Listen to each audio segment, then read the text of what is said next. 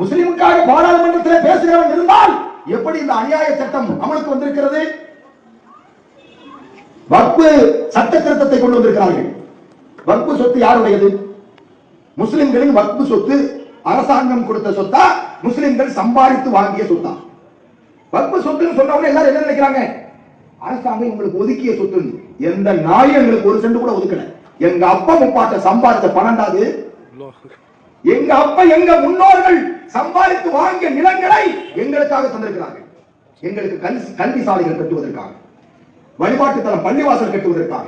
நாங்கள் இறந்து போனால் எங்களை கொண்டு போய் அடக்கம் செய்கிறதற்கு கபர்ஸ்தான் தேவை, மயான். அதற்காக முஸ்லிம்களின் முன்னோர்கள் எங்களுக்கு எழுதி வைத்த சொத்து 9,40,000 ஏக்கர் வக்ஃபு சொத்து. அதை ஆட்டை போட்டு முழுசா முழுங்கிறதுக்கு எந்த நாய் திட்டமிட்டாலும் அது நல்லா இருக்காது. சொல்லி சொல்லி சில வேலைகளை செய்கிற காலம் தேய்ந்து விட்டது. நாம் செயல்ல தான் காட்டும். இதனால் அதற்காக ஒரு புரட்சி ஏற்படும். எந்த நாட்டில் சர்வாதிகாரம் முழுமையாக இருந்திருக்கிறது? ஹிட்லரை விட ஒரு சர்வாதிகாரி என்றானா?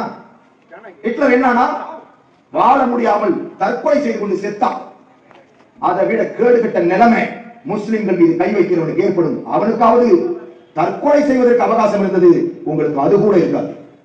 யார் மீது நீங்கள் கை வைக்கிறீர்கள்?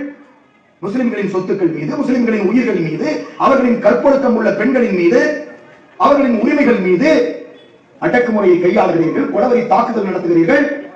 எங்க போனாலும் முஸ்லிம்களுடைய சொத்துக்கு உங்களுக்கு தேவைப்படும். இதையெல்லாம் எதிர்த்து போராட வேண்டிய முஸ்லிம்கள் பிரியாணி சாப்பிட்டு தூங்கிட்டு இருக்காங்க.